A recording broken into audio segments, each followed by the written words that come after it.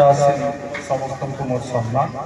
मंच सम्मुखें बसुवा समस्त को मोर स्नेह श्रद्धा आशीर्वाद और प्रणाम। प्रायतः सभा आम देखीचे प्रत्येक सभा एकमुखी गोटे कथा को नहीं आयोजित बा प्रायोजित किंतु ये सभार व्यतिक्रम ताहा बहुमुखी एवं प्रभु पंच देवता पाखे प्रार्थना करुच्ची कैप्टेन श्रीयुक्त मुदुली बाबूंकर ये बहुमुखी योजना को सफल रूपायन कर प्रथम एटिके आसवा जो अभिनंदन बाबूंकर निमंत्रण गला से कहले जे जगन्नाथ मिशन ब्रह्म जगन्नाथ मिशन कार्यक्रम तो मुझे भाविली आध्यात्मिक कार्यक्रम मंदिर कार्यक्रम गोटे आध्यात्मिक चेतनार कार्यक्रम तो मुझे सहमति देती आसबि बोली तार किछि दिन पर मो पाख गोटे निमंत्रण पत्र गला ताधे विषय वस्तु रहा कथा और कविता और से मुख्य वक्ता बड़ा एमती गोटे असामंजस्य कथा जदि धर्म अच्छी पुणी कथा और कवितार कौन मोर जाए मु कहीं जीवी से सभा मन अनेक द्वंद्व था ये आसला जहाँ मु अनुभव कली जितेबाला कथार हो जाए मधुरता कथार आसी जाए मधुरता से कथा हो जाए कविता कवितार आवश्यकता जे केवल आज अच्छी ता नुहे कवितार जहाँ आवश्यकता आवाहमान काल अच्छी एवं जहाँ मोर गोटे भ्रांत धारणा था जे आध्यात्मिक चेतनार कवितार कौन आवश्यकता मुझे जो जो समय तो वक्ता मान शुणुली मन मन भावुली जे प्रकृति ये कवितार आसर कवितार आयोजन कवितार प्रयोजन कवितार आवश्यकता कौन निहाती भाव में कवितार आवश्यकता अच्छी ए जुग कली जुग कली जुगे आम कौन कली प्रवेश करे कलीर भाई बंधु कुटुंब होती षड़ से कली केमी आम भितर को प्रवेश करे ना ता भौणी माध्यम जहाँ कली पुराण वर्णना अच्छी जो कली प्रवेश केमती करती ना दुरुक्ति कलिंगर भौणी ना हूँ दुरुक्ति जिते आमर शब्द खराब हो जाए से आम भितर कली प्रवेश करे षड़ ऋतु प्रवेश करे ये शब्द को सफल रूपायन करने मधुरमय करने आमको कथा कही जानवर आवश्यकता अच्छी जहाँ आम घरे घरे कहूँ जे कथा कही जाइले सुंदर कथा बांधी जाइले सुंदर एवं ये जो कथा सुंदर भाव में कहबार प्रक्रिया हूँ कविता जो आमर जिते शास्त्र सब कवितार लिखाई गद्य लिखा जाए सब पद्य लिखा जाए जमी आम कौन कथा को अभ्यास कर छोट पिलाटी को जो किए आम दौचे आजिकल तो सब इंग्राजी माध्यम हो गला जो छोट पिला कौन उपहार दिखाई से छोट पिला कहूँ कह थैंक यू से थैंक यू कहूँ से अभ्यास तार रही जाऊँगी सी जो बड़ हो जी जहाँ दौर सी शब्दटी व्यवहार करुच्ची ठीक सेमती जिते कविता मध्यम आम मैंने आम शास्त्र को पठन करूँ अध्ययन करूँ से कौन हम ना आम भितर जो सद्गुण सत् शब्द परिप्रकाशित हम से जो आध्यात्मिक चेतना भितर कविता ये सृष्टि कर कवितार गोटे बड़ आनंदमय कथा अच्छी युव अवस्था समस्ते कवि हो जाते अल्प हो बहुत हो ये जिते जन बस समस्ते जीवन अवस्था धाड़िया हो दुधाड़ी हो कविता लिखी कहीं ना से समय हृदय आवेग एत थाए से गद्य पद्य रूप में प्रकाश करे तेणु द्वितीय कारण हूँ प्रथम हूँ आमर सत शब्द सुशब्द व्यवहार कर क्षमता वृद्धि करें कविता द्वितीय कथा आम हृदय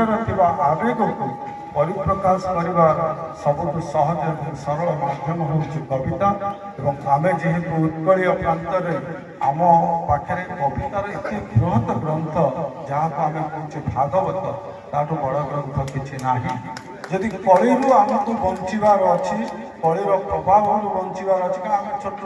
साधारण कथार दुआई दौचे कली जुग लोक सेमती हे कि आम केमती सुधुरा आम शब्द आम उक्ति सुउक्ति हो दुरुक्ति न हो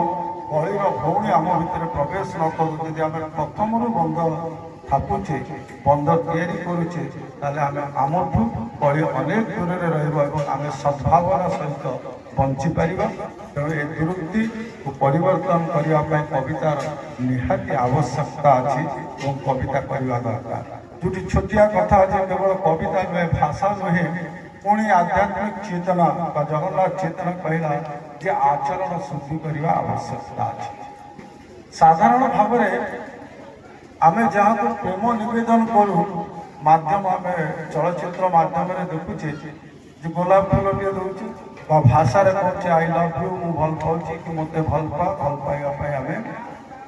शब्द व्यवहार करुचे विभिन्न प्रतीक व्यवहार करुचे गोटे चमत्कार माध्यम व्यवहार कले कैप्टेन साहब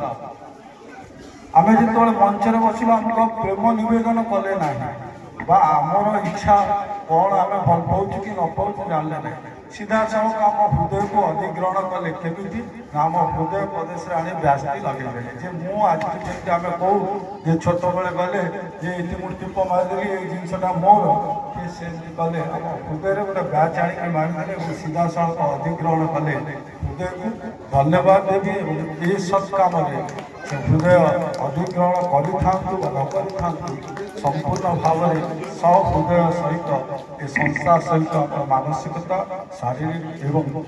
समस्त प्रकार उपस्थिति रही केवल पुण्य क्षेत्र कथा कहुच्छी जगन्नाथ क्षेत्र हो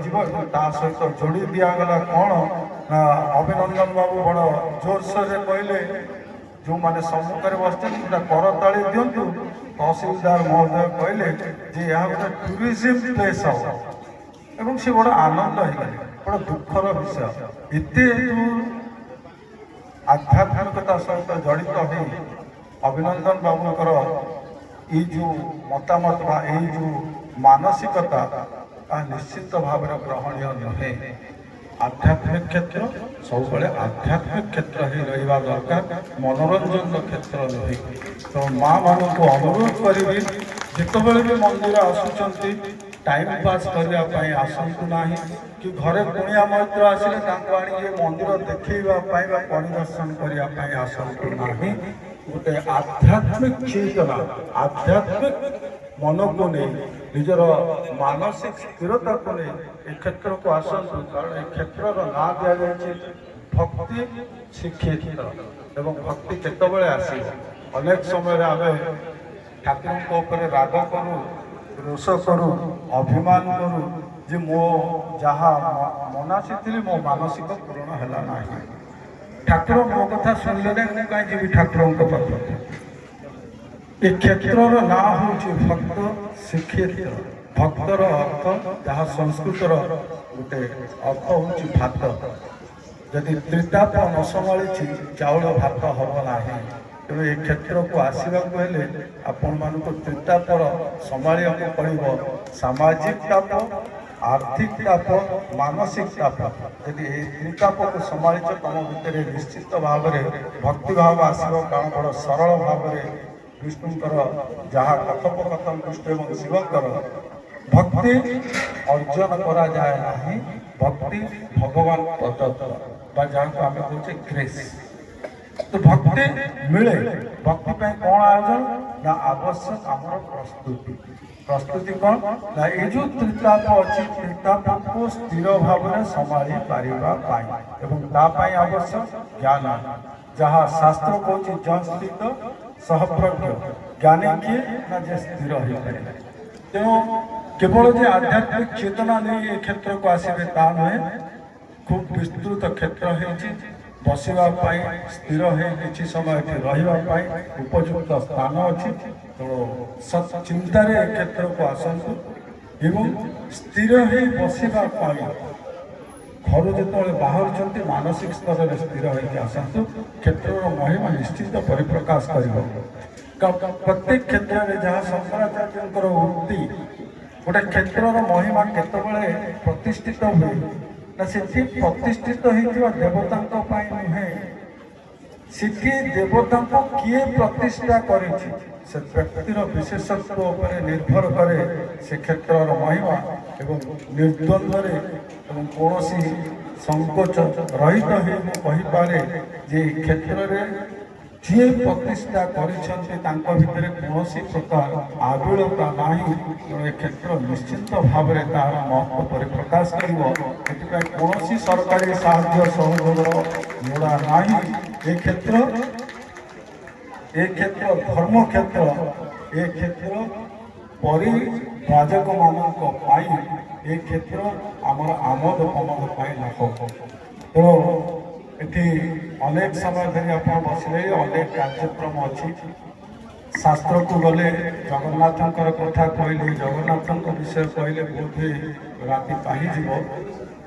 ଜଗନ୍ନାଥଙ୍କ ପୂର୍ବରୁ ଯାହା ମୁଁ ଏଠି ପ୍ରବେଶ କଲାବେଳେ ଦେଖିଲି ଯେ ଜଗନ୍ନାଥଙ୍କ ପୂର୍ବରୁ ଆଉ ଜଣେ ଦେବତାଙ୍କୁ ଡାକିବା ଦରକାର।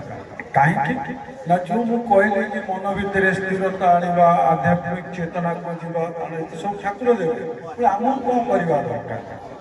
ତ ଜଗନ୍ନାଥଙ୍କୁ ଡାକିବା ପୂର୍ବରୁ ଯାହା ଆମର ଭାଗବତର କଥା, ଭାଗବତ ରଚନା ପୂର୍ବରୁ ନମୟେ ନୃସିଂହ ଚରଣ,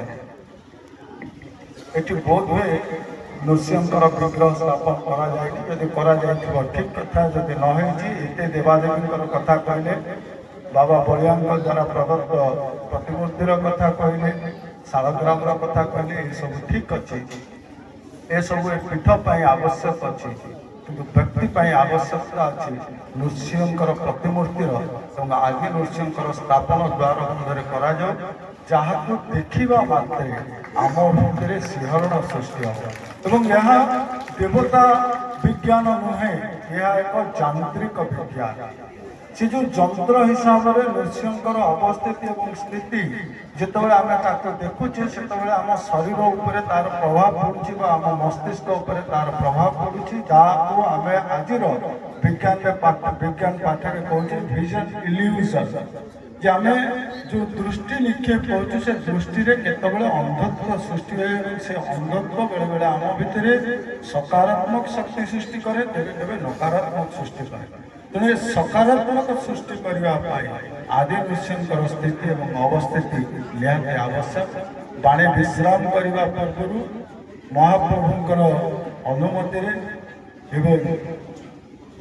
ଆମର ଆଦ୍ୟ ଗୁରୁ ଶ୍ରୀ ଶ୍ରୀ ଆଦି ଶଙ୍କରାଚାର୍ଯ୍ୟଙ୍କର ଯେଉଁ ପଦ ଅଛି ସେ ପଦରେ କିଛି ପରିବର୍ତ୍ତନ କରିବାକୁ ଚାହିଁବି। ଯାହା ସମସ୍ତେ କହୁଛନ୍ତି ଜଗନ୍ନାଥ ସ୍ୱାମୀ